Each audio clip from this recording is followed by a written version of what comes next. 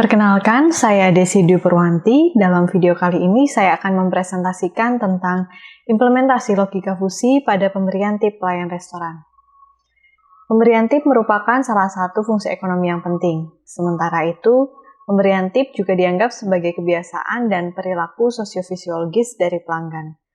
Penentuan pemberian tip pelayan perlu memperhatikan beberapa indikator penilaian agar sesuai dengan layanan yang diberikan. Beberapa indikator penilaian tersebut diantaranya adalah kualitas makanan dan layanan yang disajikan.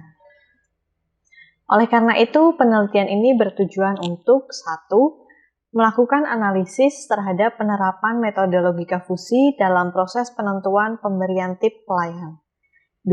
Membantu menentukan besarnya tip yang akan diberikan kepada pelayan restoran berdasarkan penilaian dari kualitas layanan dan makanan yang disajikan oleh restoran. Selanjutnya, metode penelitian.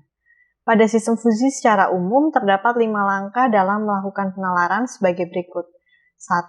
Fusifikasi, yaitu proses memetakan nilai Kripps numerik ke dalam himpunan fusi dan menentukan derajat keanggotaannya di dalam himpunan fusi. 2. Operasi fusi. Jika bagian antecedent dihubungkan oleh konektor AND, OR, dan NOT, maka derajat kebenarannya dihitung dengan operasi fusi yang bersesuaian. Kemudian yang ketiga, metode implikasi, yaitu proses mendapatkan keluaran dari if then rule. Input berupa derajat-derajat kebenaran bagian antecedent dan fusi set pada bagian konsekuen. Kemudian komposisi atau agregasi. Jika terdapat lebih dari satu kaidah fusi yang dievaluasi, keluaran semua if then rule dikombinasikan menjadi sebuah fusi set tunggal. Metode agregasi yang digunakan adalah max atau OR terhadap semua keluaran if then rule. Yang terakhir adalah defusifikasi, yaitu proses memetakan besaran dari himpunan fusi ke dalam bentuk nilai Kripps. Kemudian, pada bagian implementasi logika fusi dalam pemberian tip pelayan, terdapat beberapa komponen sebagai berikut. Yang pertama, antecedent atau input. Terdapat 2 variabel yaitu makanan dan kualitas makanan. Pada variabel layanan, universe-nya adalah seberapa baik pelayanan pelaian pada skala 1 hingga 10. Fusi setnya berupa jelek, sedang, atau bagus. Kemudian pada variabel makanan, universe-nya adalah seberapa enak makanan yang disajikan dalam skala 1 hingga 10 dan fusi setnya adalah enak dan tidak enak.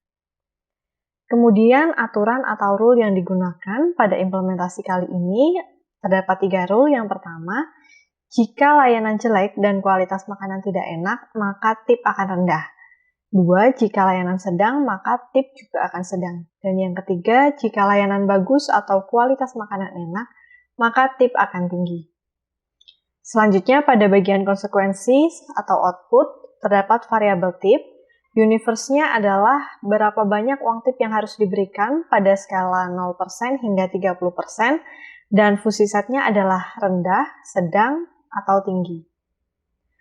Studi kasus yang digunakan dalam penelitian ini adalah berapakah tip yang akan diberikan jika nilai atau skor untuk kualitas layanan ada 8 dan kualitas makanannya adalah 6.